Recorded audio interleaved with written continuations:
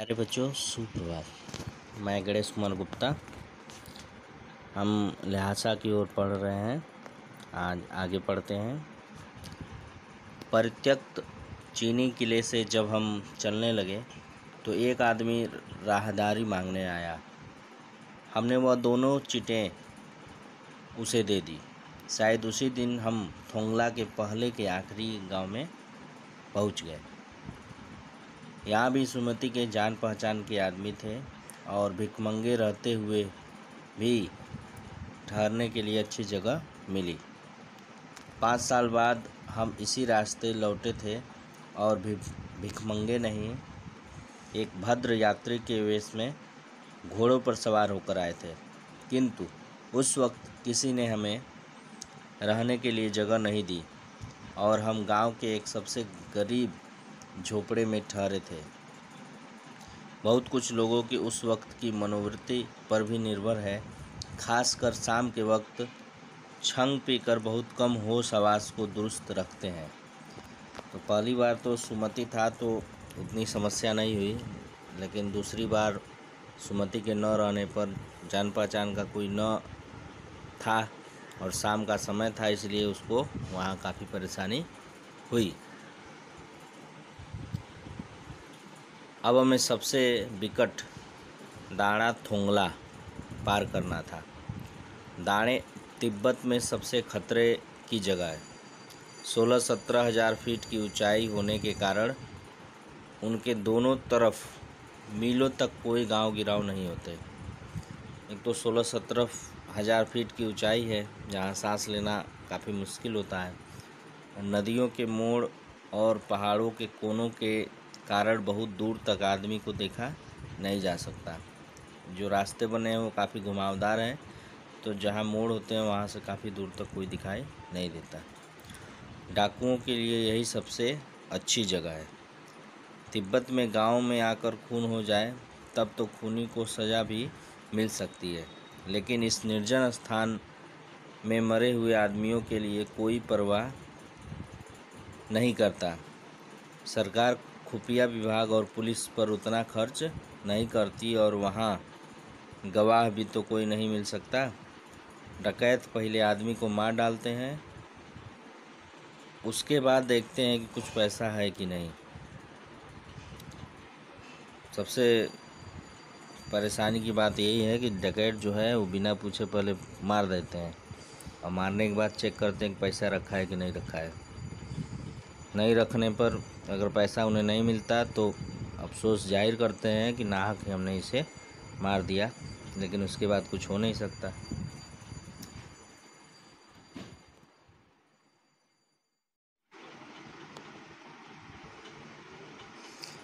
हथियार का कानून न रहने के कारण यहाँ लाठी की तरह लोग पिस्तौल बंदूक लिए फिरते हैं। यहाँ हथियार का कोई कानून नहीं है, इसलिए लोग जिस तरह हमारे यहाँ गांव में लाठियाँ लेकर लोग घूमते हैं, वैसे वहाँ पिस्तौल बंदूकें लेकर घूमते हैं। डाकू यदि जान से न मारे तो खुद उसे अपने प्राणों का खतरा है। गांव में हमें मालूम हुआ कि पिछले ही साल थोंगला के पास खून हो गया। शायद खून की हम उतनी परवाह नहीं करते, क्योंकि हम भिखमंगे थे और जहाँ कहीं वैसी सूरत देखते टोपी उतार जीभ निकाल कुची कुची दया दया 1 पैसा कहते भीख मांगने लगते। लेकिन पहाड़ की ऊंचाई चढ़ाई थी, पीठ पर सामान लाद कर कैसे चलते, और अगला पड़ाव 16 से 17 मील से कम नहीं था। मैंने सुमति से कहा कि यहाँ से लंकोर के लिए 2 घोड़े कर लो, सामान भी रख लेंगे और चढ़े चलेंगे। काफ़ी दूरी था और चढ़ाई का रास्ता था, थकान भी अधिक थी। तो सुमति से मैंने कहा, अर्थात लेखक ने कहा कि 2 घोड़े कर लेते हैं, सामान भी रख लिया जाएगा और उस पर चढ़कर चल भी चलेंगे। दूसरे दिन हम घोड़ों पर सवार होकर ऊपर की ओर चले। दाणे के पहले एक जगह चाय पी और दोपहर के वक्त दाणे के ऊपर जा पहुँचे। हम समुद्र तल से 17 से 18 हज़ार फीट की ऊंचाई पर खड़े थे। हमारी दक्षिण तरफ पूरब से पश्चिम की ओर हिमालय के हजारों श्वेत शिखर चले गए थे। भीटे की ओर दक्षिण वाले पहाड़ बिल्कुल नंगे थे, न वहाँ बर्फ़ की सफ़ेदी थी न किसी तरह की हरियाली। उत्तर की तरफ बहुत कम बर्फ़ वाली चोटियाँ दिखाई पड़ती थी। सर्वोच्च स्थान पर दाड़े के देवता का स्थान था, जो पत्थरों के ढेर, जानवरों की सींगों और रंग बिरंगे कपड़ों की झंडियों से सजाया गया था। अब हमें बराबर उतराई पर चलना था। चढ़ाई तो कुछ दूर थोड़ी मुश्किल थी, लेकिन उतराई बिल्कुल नहीं। शायद 2-1 और सवार साथी हमारे साथ चल रहे थे। मेरा घोड़ा कुछ धीमे चलने लगा। मैंने समझा कि चढ़ाई की थकावट के कारण ऐसा कर रहा है और उसे मारना नहीं चाहता था। और धीरे धीरे वह बहुत पिछड़ गया और मैं द्वंद्वित पस्तों की तरह अपने घोड़े पर झूमता हुआ चला जा रहा था। जान नहीं पड़ता था कि घोड़ा आगे जा रहा है या पीछे। जब मैं जोर देने लगता तो वह और सुस्त पड़ जाता। एक जगह 2 रास्ते फूट रहे थे। काफ़ी सुस्त घोड़ा था, जिसके कारण वो धीरे धीरे चल रहा था, और एक जगह आने पर 2 रास्ते फूट रहे थे। मतलब 2 रास्ते थे, किसी एक पर जाना था और सुमति आगे निकल गया था। मैं बाएं का रास्ता ले मील 1.5 मील चला गया और लेखक जो है वो गलत रास्ते पर चले गए। आगे एक घर पे में पूछने पता चला कि लंकोर का रास्ता दाहिने वाला था। फिर लौटकर उसी को पकड़ा। 4-5 बजे के करीब मैं गांव के से मील भर पर था तो सुमति इंतज़ार करते हुए मिले। मंगोलों का मुंह वैसे ही लाल होता है, और अब तो वह पूरे गुस्से में थे। उन्होंने कहा, मैंने 2 टोकरी कंडे फूंक डाले, 3-3 बार चाय को गर्म किया। मैंने बहुत नरमी से जवाब दिया, लेकिन मेरा कसूर नहीं मित्र। देख नहीं रहे हो कैसा घोड़ा मुझे मिला है? मैं तो रात तक पहुंचने की उम्मीद रखता था। खैर, सुमति को जितनी जल्दी गुस्सा आता था उतनी ही जल्दी वह ठंडा भी हो जाता था। लंकोर में वह एक अच्छी जगह पर ठहरे थे। यहाँ भी उनके अच्छे यजमान थे। पहले चाय सत्तू खाया गया, रात को गर्मा गर्म थुक्पा मिला।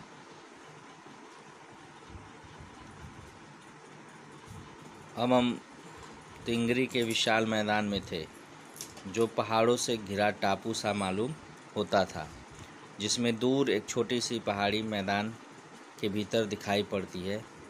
उसी पहाड़ी का नाम है तिंगरी समाधि गिरी। आसपास के गांव में भी सुमति के कितने ही यजमान थे।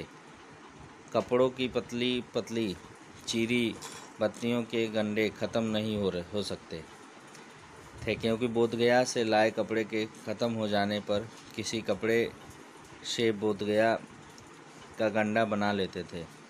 वह अपने यजमानों के पास जाना चाहते थे। मैंने सोचा, यह तो हफ्ता भर उधर ही लगा देंगे। मैंने उनसे कहा कि जिस गांव में ठहरना हो उसमें भले ही गंडे बांट दो, मगर आसपास के गांव में मत जाओ।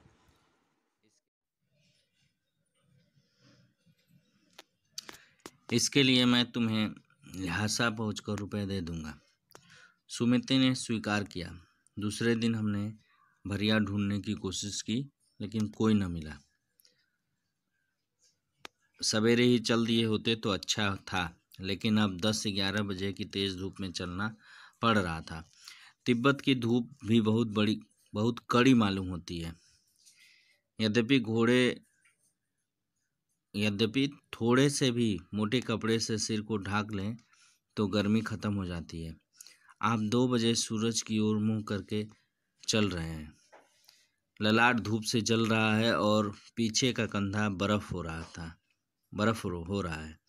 फिर हमने पीठ पर अपनी अपनी चीज़ें लादी, डंडा हाथ में लिया और चल पड़े। यद्यपि सुमति के परिचित तिंगरी में भी थे, लेकिन वह एक और यजमान से मिलना चाहते थे। इसलिए आदमी मिलने का बहाना कर शेखर विहार की ओर चलने के लिए कहा। तिब्बत की ज़मीन बहुत अधिक छोटे बड़े जागीरदारों में बटी है। इन जागीरों का बहुत ज़्यादा हिस्सा मठों विहारों के हाथ में है।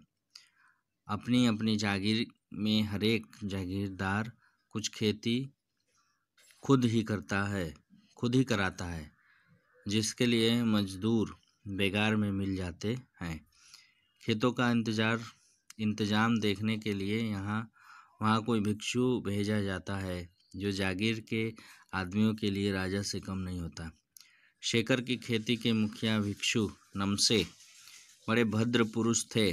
वो बहुत प्रेम से मिले। हालांकि उस वक्त मेरा वेश ऐसा नहीं था कि उन्हें कुछ भी ख्याल करना चाहिए था। यहाँ एक अच्छा मंदिर था, जिसमें कंजूर बुद्ध वचन अनुवाद की हस्तलिखित 103 पोथियाँ रखी हुई थी। मेरा आसन भी वहीं लगा। वह बड़े मोटे कागज़ पर अच्छे अक्षरों में लिखी हुई थी। एक एक पोथी 15-15 शेर से कम नहीं रही होगी। बड़ी सी पुस्तक थी और मोटे मोटे अक्षरों में लिखा हुआ था। सुमति ने फिर आसपास अपने यजमानों के पास जाने के बारे में पूछा।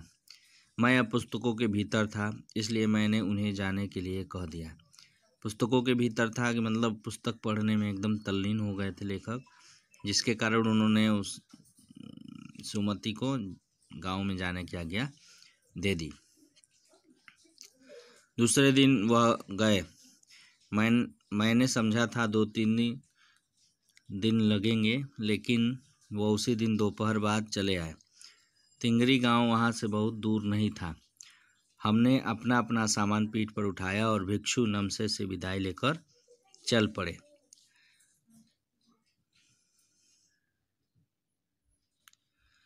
अब यह पाठ खत्म होता है। अभ्यास प्रश्न आपको प्राप्त हो जाएगा। तब तक के लिए धन्यवाद।